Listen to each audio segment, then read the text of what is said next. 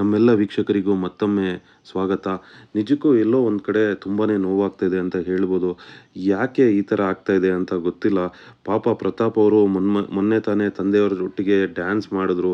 3 ವರ್ಷದ ನಂತರ ತಂದೆ ತಾಯಿಗಳನ್ನು ನೋಡಿದ ಖುಷಿನಲ್ಲಿದ್ದರು. ತಾಯಿ ಮಡ್ಲಲ್ಲಿ ಸ್ವಲ್ಪ ಹೊತ್ತು ಮಲಗಿದ್ರು. ಅವರೇ ಸುದೀಪ್ ಅವ್ರ ಹತ್ರ ಕೂಡ ಹೇಳ್ಕೊಂಡ್ರು, ತಂದೆ ತಾಯಿನ ಮುಟ್ಟಿ ನೋಡಿದೆ ಸರ್, ಅವ್ರನ್ನ ಮುಟ್ಟಿ ಮಾತಾಡಿಸ್ಬೇಕಂತ ಬಹಳ ದಿನದಿಂದ 3 ವರ್ಷದಿಂದ ಅಂದ್ಕೊಳ್ತಾ ಇದ್ದೆ, ಸಾಧ್ಯ ಆಗಿರಲಿಲ್ಲ ಅಂತೆಲ್ಲ ತೋಡ್ಕೊಂಡ್ರು. ಆದರೆ ಯಾಕೆ ಹೊಸ ವರ್ಷಕ್ಕೆ ಬಂದ ಗುರೂಜಿಯವರು ಎಲ್ಲೋ ಒಂದು ಕಡೆ ಪ್ರತಾಪ್ ಅವರನ್ನು ಫ್ಯಾಮಿಲಿಯಿಂದನೇ ದೂರ ಇರಿ ಅಂತ ಹೇಳಿಬಿಟ್ರು. ಪ್ರತಾಪ್ ಅವರಿಗೆ ಮತ್ತೆ ಫ್ಯಾಮಿಲಿಯಿಂದ ದೂರ ಇರುವಂಥ ಶಿಕ್ಷೆನ ಯಾಕೆ ಈ ರೀತಿ ಆಗ್ತಾಯಿದೆ? ಪ್ರತಾಪ್ ಅವರನ್ನೇ ಯಾಕೆ ಎಲ್ಲ ನೋವುಗಳು ಸುತ್ತಕೊಳ್ತಾ ಹೋಗುತ್ತೆ? ಏನೋ ಗೊತ್ತಿಲ್ಲ, ಆ ಹುಡುಗನಿಗೆ ಕಷ್ಟದ ಮೇಲೆ ಕಷ್ಟಗಳು ಬರ್ತಾನೆ ಹೋಗುತ್ತೆ. ಬಹುಶಃ ಎಲ್ಲೋ ಒಂದು ಕಡೆ ನೀವು ನೋಡಿ, ಒಂದು ಕಲ್ಲು ಇದೆ ಅಂದರೆ ಆ ಕಲ್ಲನ್ನು ಅತಿಯಾಗಿ ಹೊಡೆದ್ರೆ ಅದು ಶಿಲೆ ಆಗುತ್ತೆ, ಇಲ್ಲ ಏರೋ ಹತ್ತೋ ಕಲ್ಲಾಗ್ಬಿಡತ್ತೆ ಅಂತಾರಲ್ವ. ಆ ರೀತಿ ಪಾಪ ಈ ಹುಡುಗನಿಗೆ ನೋವಿನ ಮೇಲೆ ನೋವು ಕೊಡ್ತಾನೇ ಇದ್ದಾನೆ ದೇವರು ಅಂತ ಅನಿಸುತ್ತೆ. ಯಾಕೋ ಗೊತ್ತಿಲ್ಲ, ಪಾಪ ಆ ಹುಡುಗ ಅಟ್ಲೀಸ್ಟ್ ಈ ನೋವುಗಳನ್ನೆಲ್ಲ ತಡ್ಕೊಂಡು ಮುಂದೆ ಏನಾದರೂ ಒಂದು ಸಾಧನೆ ಮಾಡ್ತಾನೆ ನೋಡಬೇಕು. ನಿಜಕ್ಕೂ ತುಂಬಾ ಜನ ಕಾಮೆಂಟ್ ಸೆಕ್ಷನಲ್ಲಿ ಕೂಡ ತಿಳಿಸಿದರು, ಪ್ರತಾಪ್ ಅವ್ರಿಗೆ ಸಪೋರ್ಟ್ ಮಾಡ್ತಾಯಿದ್ರು. ಆದರೆ ಈ ಒಂದು ವಿಷಯ ನಿಜಕ್ಕೂ ಅಂದರೆ, ನೀವು ಬಿಗ್ ಬಾಸ್ ಗೆಲ್ಲೋದು ಒಂದು ಕಡೆ ಇದ್ದರೆ, ಈ ಬಿಗ್ ಬಾಸ್ಗಿಂತ ಫ್ಯಾಮಿಲಿ ಅನ್ನೋದಿದೆಯಲ್ಲ, ಅದು ಅದಕ್ಕಿಂತನೂ ಮಿಗಿಲಾದದ್ದು. ನಿಮಗೆ 50 ಲಕ್ಷ ಕೊಟ್ಟಾಗ ಬರೋ ಸಂತೋಷಕ್ಕಿಂತ ಆತ ತಂದೆ ತಾಯಿಯನ್ನು ನೋಡಿದಾಗ ಬರೋ ಒಂದು ಸಂತೋಷ ಇದೆಯಲ್ಲ, ಅದೇ ಜಾಸ್ತಿ. ಬಟ್ ಅಂಥದ್ದೊಂದು ಯಾಕೆ ಪ್ರತಾಪ್ ಅವ್ರಿಗೆ ಈ ರೀತಿ ಆಯಿತು ಅಂತ ಗೊತ್ತಿಲ್ಲ. ನೋಡೋಣ ಅವರು ಯಾವ ರೀತಿ ಏನು ಮಾಡ್ತಾರೆ ಅಂತ. ಮತ್ತೊಂದು ಕಡೆ ಇವತ್ತು ತನೀಷಾ ಅವರು, ನಾನು ನಿನ್ನೆ ವಿಡಿಯೋದಲ್ಲಿ ಕೂಡ ಹೇಳಿದೆ, ತನೀಷಾ ಅವ್ರು ಯಾಕೋ ಒಂದು ಕಡೆ ಅಗ್ರೆಸಿವ್ ಆಗಿ ಹೋಗ್ತಾ ಇದ್ದಾರೆ. ಅವ್ರಿಗವರೇ ತುಂಬ ನಾನೇ ಗೆಲ್ತೀನಿ ಅಂತ ಅಂದ್ಕೊಂಡ್ರ, ಸೊ ನಾನೇ ಟಾಪ್ 1 ಅಂತ ಅಂದ್ಕೊಂಡ್ಬಿಟ್ರ ತನೀಷಾ ಅವರು.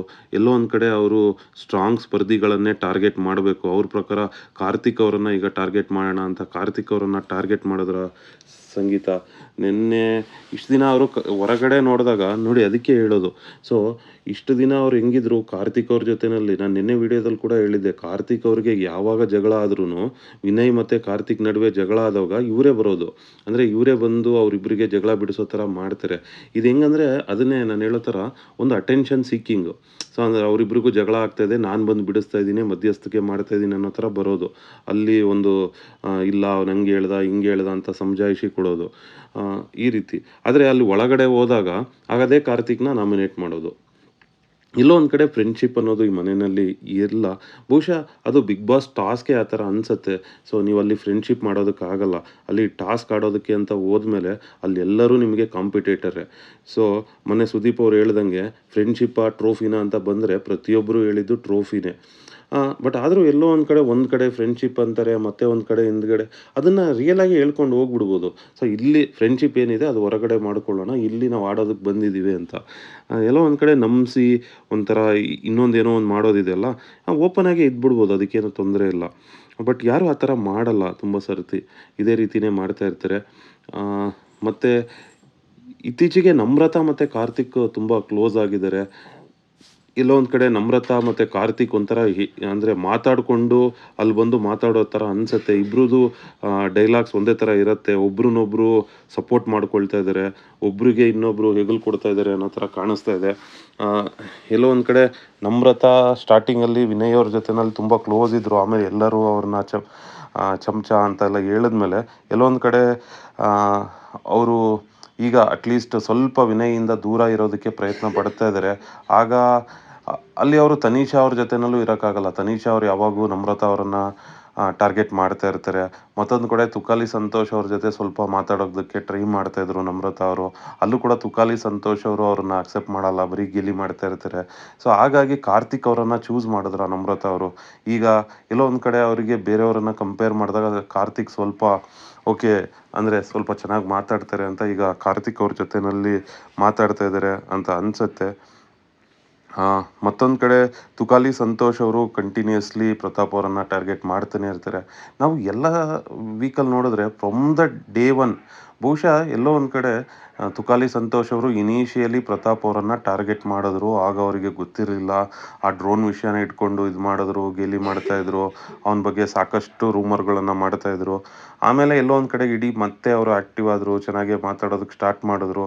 ಆದರೂ ಕೂಡ ಆ ಮೊದಲನೇ ವಾರದಿಂದನೂ ಯಾಕೆ ತುಕಾಲಿ ಸಂತೋಷ್ ಅವ್ರಿಗೆ ಪ್ರತಾಪ್ ಅವ್ರ ಮೇಲೆ ಅಷ್ಟೊಂದು ಹಾಗೆ ಆ, ಯಾವುದೇ ಕೆಟ್ಟದ್ದು ಒಂದು ಬೋರ್ಡ್ ಬರಲಿ ಅದರ ಅದರಲ್ಲಿ ಅವ್ರು ಕೊಡೋ ಹೆಸರು ಪ್ರತಾಪ್ ಅವರು.